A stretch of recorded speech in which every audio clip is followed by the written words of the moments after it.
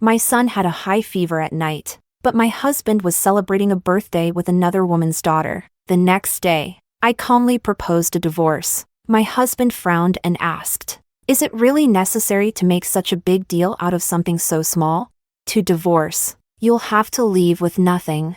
"All right," I replied flatly. Chapter 1. Seemingly not expecting me to agree so quickly, George looked up at me. "Zoe, are you sure? Once you go for a clean break, you won't get anything, including custody of our son." George's gaze was sharp, and his words were unrelenting. I said, "I know. Let's get the divorce proceedings done as soon as possible." Angered by my attitude, George no longer tried to persuade me. He simply replied, "We'll meet at the Civil Affairs Bureau tomorrow at 8 a.m. It was more difficult to get the marriage certificate than the divorce certificate. Holding the divorce papers, I tweeted, "Happy divorce." Many people liked the post, including George's first love, Miranda. As I was packing my clothes, I happened to overhear a conversation between George and Miranda. Miranda kept apologizing for calling a married man and blaming herself. George, however, only said coldly, "It has nothing to do with you. Don't overthink it." When I entered the room, Miranda seemed startled for a moment but quickly put on a smile. "Zoe, you're back. I'll go make you dinner." George didn't even lift his head, still dealing with the papers on the table. I looked at them sharply and said, "We're not familiar, so please call me Miss Lee." Also, although I've divorced George, that doesn't mean you have the right to flaunt your presence in front of me. If you want to show off, at least become his wife first. Although, given your current situation, getting the approval of the Koo family's elders seems impossible for you in this lifetime. With those words, I clearly saw Miranda's face turn pale. She was the campus beauty back in university, and even after many years, time hadn't left much mark on her face. She was still as charming as ever. Miranda shivered and said, "Miss Zoe, you misunderstood. That's not what I meant." I waved my hand dismissively. "Whether it's true or not, you know in your heart." George frowned. "Zoe, our issues have nothing to do with Miranda. There's no need for you to be so confrontational." I smiled bitterly, a trace of sarcasm on my lips. George and Miranda had been a couple in college, both prominent figures at the university. One day, when Miranda was harassed by a thug, George found the guy and beat him up. Later, that thug deliberately ran George over with his car. George spent a full year in the hospital recovering. Because of that incident, the Koo family had a very poor opinion of Miranda. During that year, Miranda married a campus bully who had been pursuing her. They had a daughter together. Miranda's daughter was 7 years old, and she couldn't bear her husband's constant domestic violence. She applied for a forced divorce. However, her husband's family had some power, and the divorce dragged on for a year without success. That was when Miranda thought of George. The first time Miranda called George was on our son's birthday.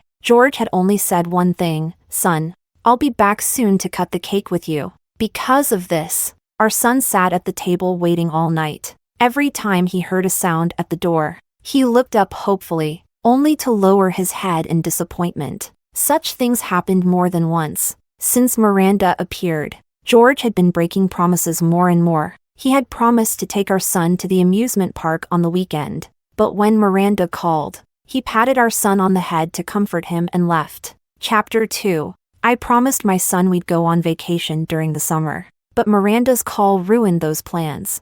I promised to attend my son's parent-teacher meeting, but because of Miranda, my son became the laughingstock of the entire class. I had argued and thrown tantrums, but it was all in vain. Instead, I just pushed George further and further away. My mother-in-law came to me and said, "George is a responsible man. He would never do anything to hurt you or your son. As long as you are still the wife of the Koo family, George would never abandon you both." I nodded. It was true. This was also one of the reasons I gave up custody of our son. He always dared to leave without any hesitation, simply because he relied on me being there for the child. But now, without me, could he still go and help Miranda with a clear conscience?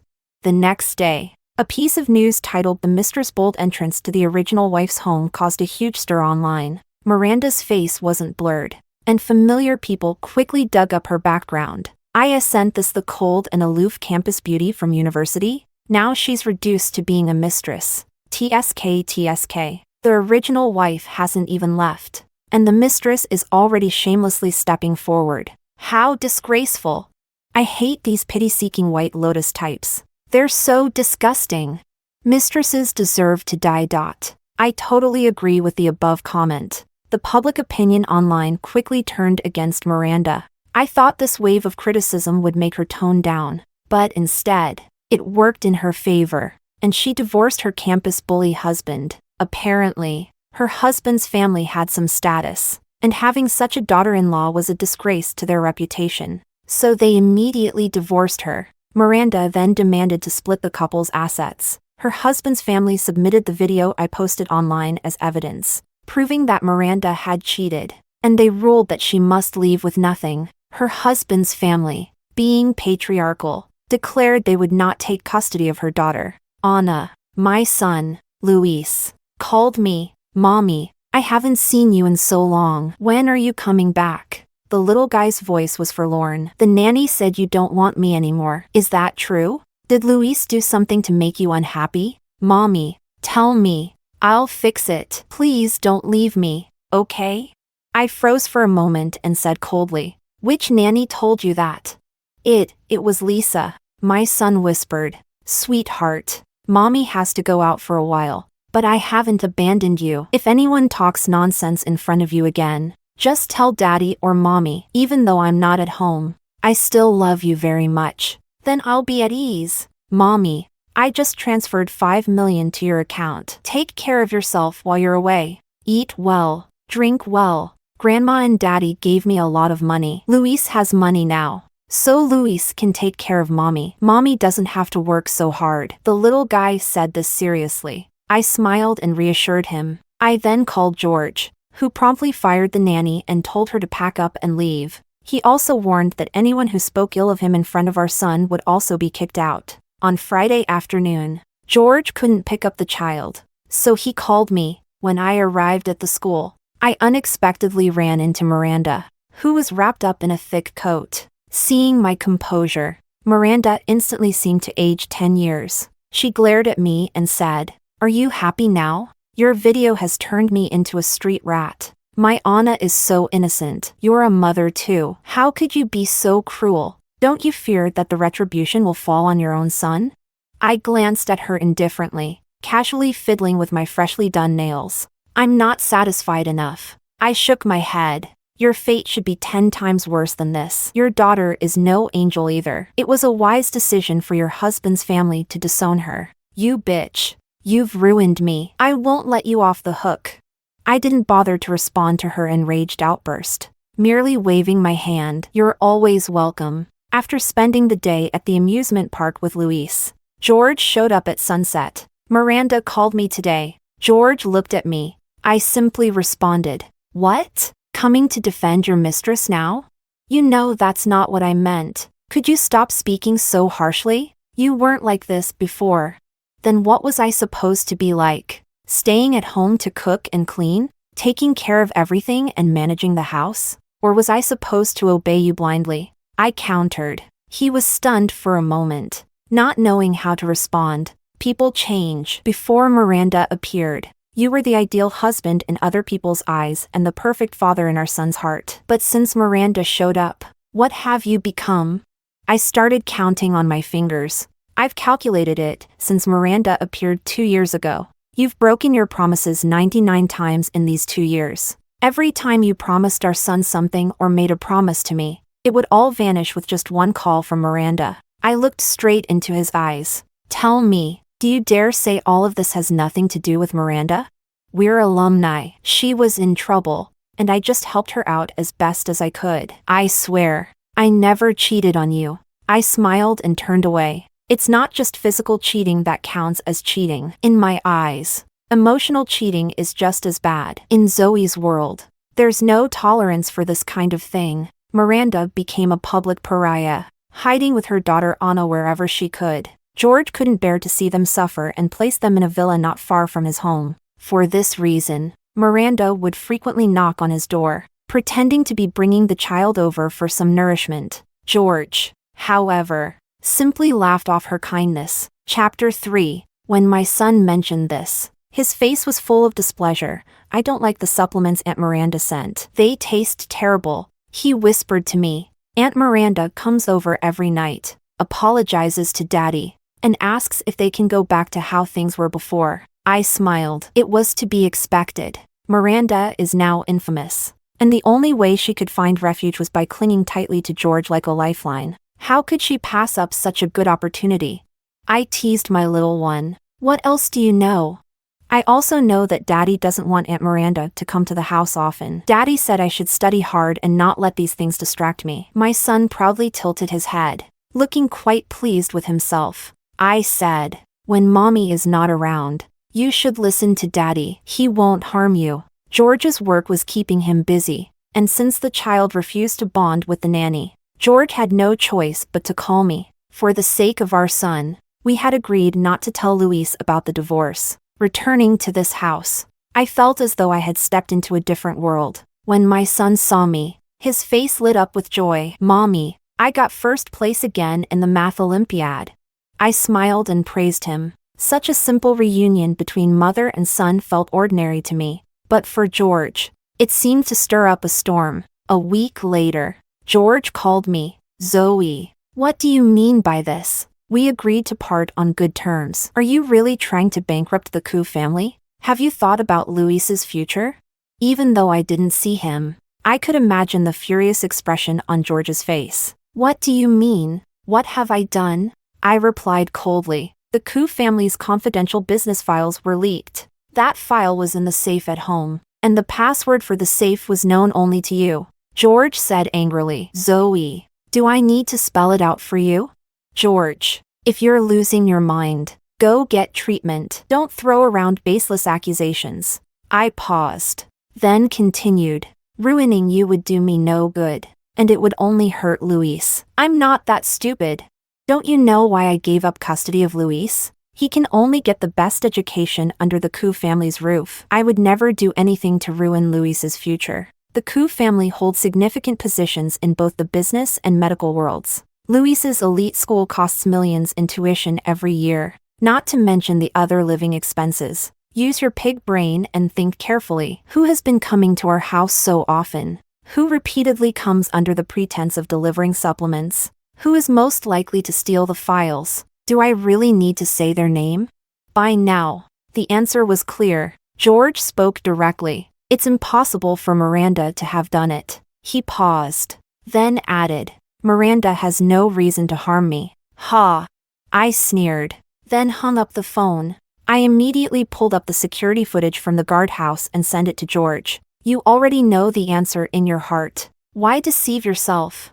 The footage clearly showed Miranda coming to the house for the last time while I was out taking my son to dinner. Half an hour later, Miranda, holding something in her arms, glanced around before sneaking out of the villa. I demanded that the police be called, but George firmly disagreed. He said, calling the police now would cause a huge negative impact on the Koo family. We can't do that. I snorted coldly and didn't respond, hiding behind the excuse of protecting the company. He was clearly favoring that woman. George, you certainly don't deserve your parents' efforts. This incident also planted some doubt in George's heart about Miranda. While taking my son to the park, we unexpectedly ran into Miranda and her daughter. Miranda's lifestyle had clearly deteriorated significantly. Anna looked at my son with anger in her eyes. Her small face carried a malice that didn't match her age. Anna pointed at my son and cursed. It's all your fault. Koo uncle won't accept my mommy. Your mommy doesn't want you anymore. You're just a worthless bastard.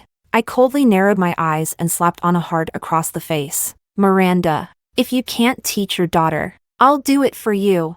I rubbed my sore wrist and looked at her coldly. After the slap, Anna's anger flared even more. I'm going to kill you. It's because of you, evil woman, that my mommy is suffering like this. Miranda, if you can't discipline her, I'll help. I looked at her indifferently and said, in my world, there's no concept of don't bully the weak, so don't try to use that moral high ground to guilt trip me. Seeing the vicious look in my eyes, Miranda froze for a moment, then pulled Anna away. Who was trying to charge at me? Miss Zoe. I think there's some misunderstanding between us. I never intended to break up your family. I also hope George does well. George is just helping me out of school loyalty. I waved my hand dismissively. Stop using that tired excuse on me. I know exactly what kind of person you are. Seeing this mother-daughter pair really put me in a bad mood. I grabbed my son's hand and started to leave. Just as I turned around, a sudden shove came from behind. I immediately reacted, turning around and kicking the person straight into the nearby artificial lake. After all, I had trained in Taekwondo for a few years, and handling this mother-daughter duo was a piece of cake. Anna floundered in the water, crying out, "Mommy, save me!" Miranda glared at me with hatred. "Zoe, I didn't expect you to be so vicious, to treat a child like this." I shrugged. "If you don't get in there and save your precious daughter, she's as good as dead." Miranda couldn't swim, and she screamed in panic. But the people around us weren't going to risk their own safety for a strange child. They just stood by, watching, too scared to intervene. Just as Anna was about to drown, a figure suddenly dashed toward the lake. Chapter 4. My son's eyes lit up. "Daddy. It's Daddy!" George rowed towards Anna with all his might. The people on the shore immediately threw out a rope, and George grabbed it, pulling both of them to safety. George lay on the ground, gasping for air. When my son saw this, he immediately took off his little jacket and draped it over George's body. "Daddy, are you all right?" My son wiped the water off George's forehead, asking with concern, "Anna, my Anna, if something happens to you, Mommy can't live anymore." Miranda wailed as she held Anna. Anna looked at me with fear in her eyes. Zoe, I know I was wrong. I'll never show up in front of you again. Please, let me and my mommy go. I promise. I'll stay away from Uncle Koo from now on. Please, give me and my mommy a way out." I raised an eyebrow. This little green tea, pretentious coquette, really knows how to act. Miranda wore a face of pain. Zoe, if you're angry, take it out on me. But the child is innocent. Why did you push my child into the water? You're a mother too. How could you be so cruel? The people around us now looked at me with more scrutiny. My son grew anxious and shouted, "It's not like that. It's not like that." Anna pushed me from behind just now. Mommy only fought back to protect me. George slapped my son hard across the face. "Luis, how have I taught you? Who taught you to lie?"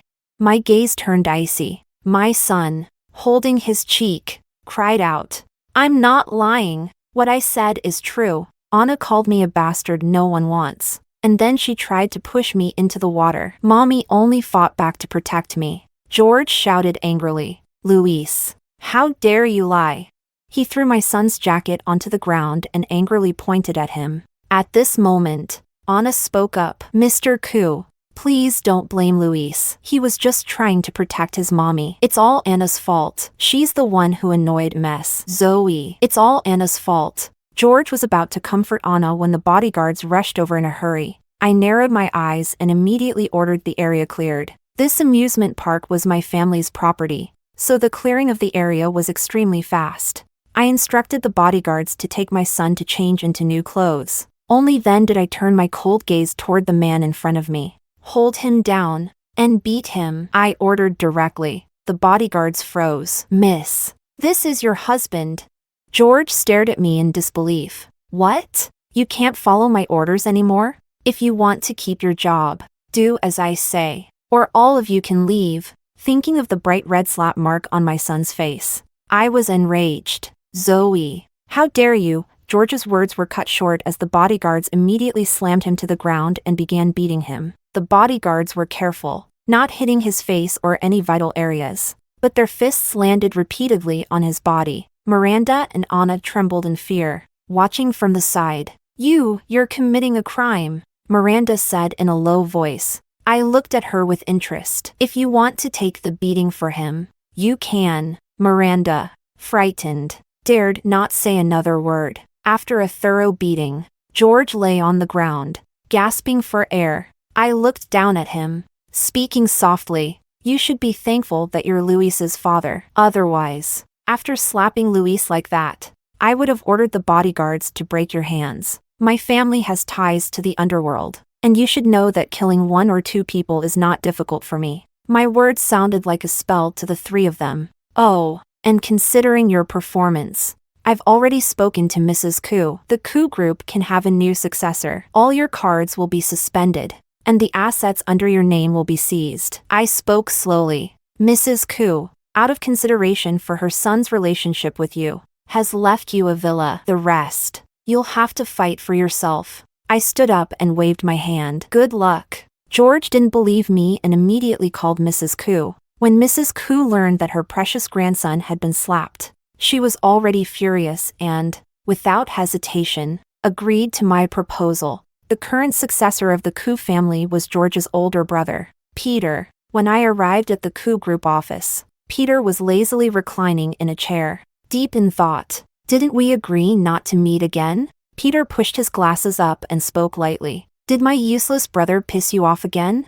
Peter was always like this, getting straight to the point, hitting the nail on the head. After 2 years of interacting with him, I still couldn't figure out his way of thinking. The Koo brothers were quite different. The older brother, Peter, was meticulous and a cunning old fox. The younger brother, George, was a hopeless romantic, all heart, no courage, and full of hesitation. When I married into the Koo family, my parents asked for my opinion. After weighing the pros and cons, I chose George, and my condition was that if I married George, he had to be the successor of the Koo family. I said, I, Zoe's husband, will never be beneath anyone. The Koo family agreed without hesitation. They needed someone by George's side to help him deal with Peter. At that time, I had talked to Peter for 2 years. He was attracted to my beauty, wanting me to stay as a trophy wife, helping him fend off other women and attending various business events with him.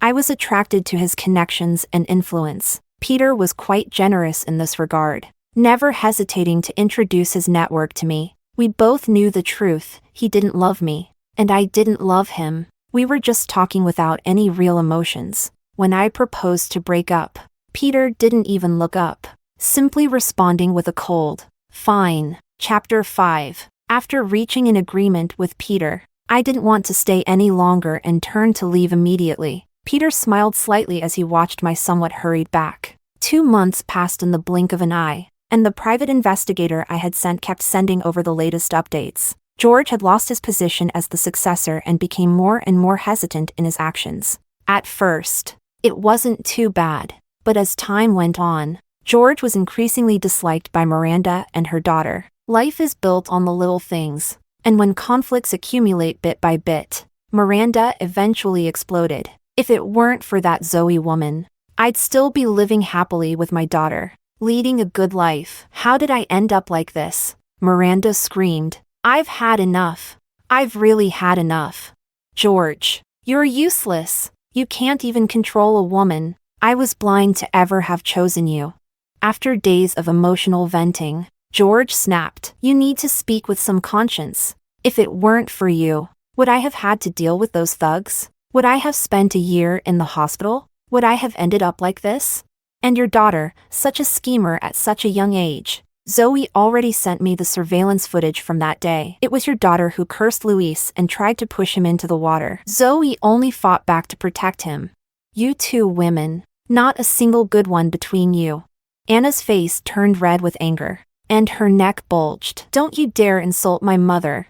She rushed at George to hit him, but George shoved her to the ground. Seeing her precious daughter being mistreated, Miranda became ruthless. She grabbed the scissors from the table and stabbed them directly into George's body. George widened his eyes in disbelief as he stared at the scissors stuck in his chest. Blood poured from the wound, dripping onto the ground. When George collapsed, Miranda shook in fear. She trembled as she picked up her phone. Hello, Pablo. I've killed George. You promised that if I killed him, you'd take me and my daughter back. Something on the other end made Miranda's face turn pale. Pablo, you dared to lie to me? I won't let you get away with this. The other side ignored Miranda's threats, only letting out a mocking laugh before hanging up. When I received the news, George had already been sent to the hospital for emergency treatment. Meanwhile, Miranda and her daughter had been arrested by the police. George was seriously injured, while Miranda would likely only be sentenced for intentional injury and could be out in 3 to 5 years.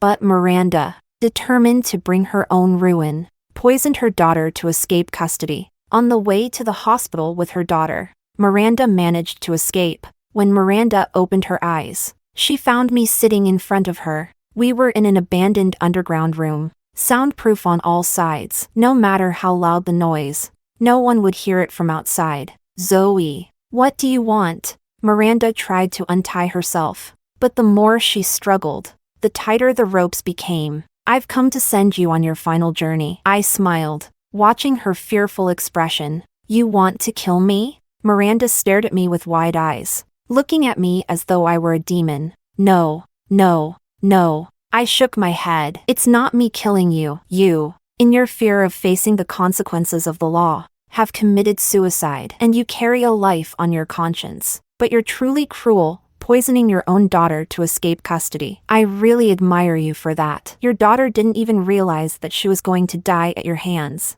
You're talking nonsense. Don't curse Anna. I just gave her some laxatives. It won't harm her life. Miranda screamed in fury. Is that so? Your daughter's body is still in the morgue at the hospital. The cause of death is the drink you handed her. No, it's impossible. You're lying. I won't believe you. Miranda's expression grew crazed. I took out my phone and shattered her last illusion. On the screen, the news clearly showed how Miranda had poisoned her daughter and how she used her daughter to escape. No, it's not possible. How could it be? I only gave her a laxative. Why did it turn into poison? In a fit of rage, she managed to break free from the ropes. Anna, my Anna, Mommy never meant to harm you. Why did it turn into deadly poison? How did it end up like this? Miranda screamed in despair, and then something seemed to click. Her bloodshot eyes fixed on me. It was you, wasn't it? You switched my medicine, didn't you? I snorted coldly. Why do you think Pablo divorced you? Don't you have any idea? You still foolishly hoped Pablo would help you, but it's all just a dream. Oh, and one more thing, the confidential documents in your safe? I deliberately leaked them to you. Miranda was dead, her death was brutal and unrecognizable. When she was found, not a single part of her body was undamaged. Pablo found me, smiling. Ms. Zoe, it's been a pleasure doing business with you. He extended his hand. I took a step back, avoiding his hand. I don't know what you're talking about. I didn't want to continue entangling with him, so I turned to leave. Ms. Zoe, don't leave so soon. Pablo stopped me and quickly took out a tiny listening device. His fingers swiftly worked on his phone, and our conversation from the underground room was broadcast in full detail. I stared at him in disbelief, like a mantis stalking a cicada. He had been waiting for me to be careless. In the end, I was the one who had let my guard down. Chapter 6. I asked in a low voice, "What do you want? Don't think you can threaten me with this. Miranda's death is your doing. And Anna got into trouble because of the medicine you gave her. Don't try to make me the scapegoat." But who can prove that? Pablo laughed, his words chilling. The people who went to rescue Miranda were Zoe's people. Miranda's last visitor was also Zoe. Who would believe that Zoe isn't involved in Miranda's death? I've already had all the call records between me and Miranda destroyed. Do you really think that if I hand over the recording, Zoe and her family won't become the target of everyone? I walked down the street toward the Coup Group building, feeling an ice-cold chill spread through my limbs. I thought I was free, but it turned out to be just another abyss. Pablo said, "All I want is simple. Just hand over the Coup Group's confidential documents to me, and I will make sure this recording never reaches you again." I'm not as stupid as Miranda. I already knew the confidential document you leaked to her was fake. Only that fool thought it was real and celebrated. He sneered. "The document is with Peter now. I can't get it," I replied. "Don't underestimate yourself. Ms. Zoe, I believe in you. If the document isn't delivered in 3 days, that recording will be the best gift I give to you," Pablo said with a malicious smile before turning and leaving. I dialed Peter's number. "Peter, I need to talk to you. Let's meet at the cafe across from the office. I'll wait for you." After hanging up, I stared at the office building before me, lost in thought. I couldn't afford to gamble on whether he would come down or not, so I could only wait. When I saw him leave the building, I felt a heavy weight lift off my chest. Riding the private elevator up to the office, I couldn't wait to lock the door behind me. I'd been to this office countless times, and I was already familiar with the location of the safe. If nothing had changed, the confidential documents would be in the safe. The safe's code, as long as Peter hadn't changed it, was George's birthday. I typed in the password I knew by heart, but it was wrong. For a moment, I stood frozen, stunned. The password had been changed, and I had only 2 more attempts. What could the password be? What would Peter set it to? I reassured myself and tried typing Peter's birthday again, but once more, it was incorrect. Now, there was only 1 attempt left. If I failed again, the safe would be permanently locked and an alarm would go off. I thought for a long while, then carefully typed in my own birthday. Ding! The password was correct. My mind raced. Why had Peter changed the password to my birthday? But there was no time to dwell on it. I carefully opened the safe. To my shock, it was empty. I froze for a long time, unable to process what was happening. Why was it empty? Where were the documents? Are you looking for this? Peter's voice came from behind me. I jumped in surprise and turned around in disbelief. Peter was leaning casually against the wall, holding the very documents I had been looking for. When did you get here? I asked, my lips dry. I never left. The one who just went out was a substitute, Peter said. And with that one sentence, he sentenced me to death. He had watched me frantically search for the documents, helpless and foolish, like a clown. Just when I thought success was within reach, he dealt the fatal blow. Under Peter's hawk-like gaze, I told him everything. Peter merely watched me thoughtfully without speaking. After a long pause, he sneered, "You're still as naive as ever." This document was the lifeblood of the coup group, and once Pablo got his hands on it, he would never spare anyone, including me. I knew that much. If I don't do as he asks, the first person to suffer will be Luis. I'm not afraid of death, but Luis has never done anything wrong. He doesn't deserve to suffer, I said hoarsely, tears falling down my cheeks as I grabbed Peter's hand. Tell me, what should I do? What can I do? Peter's face wore an unreadable expression. He gently wiped away my tears with his finger. Don't worry, Pablo won't cause any trouble. He's nothing. As I left the company building, all the sadness on my face instantly turned to cold, hard resolve. I rubbed my thigh, where I had pinched myself earlier, and let out a bitter laugh. I never thought I'd have to resort to playing the pitiful victim in front of Peter. There were dangers ahead and behind. Every step felt like walking on needles. If it weren't absolutely necessary, I never would have gotten entangled with Peter again. Having spent 2 years with him, I knew just how terrifying he could be. If Peter acted, Pablo wouldn't stand a chance. Chapter 7. When I arrived at the hospital, my son was sitting next to George, watching over him. I sent my son away, then turned my attention to George, whose face was pale. My heart was filled with mixed emotions. Just as I was about to leave, George slowly regained consciousness. He looked at me, opened his mouth, but no sound came out. The doctor says you're fine. After resting for a while, you'll be able to leave the hospital, I said, preparing to turn and leave. George grabbed my hand, and the oxygen mask on his face slipped off as he struggled. Zoe, I'm sorry. I couldn't protect you and Luis. I frowned. I don't know what you're talking about. Let go of me.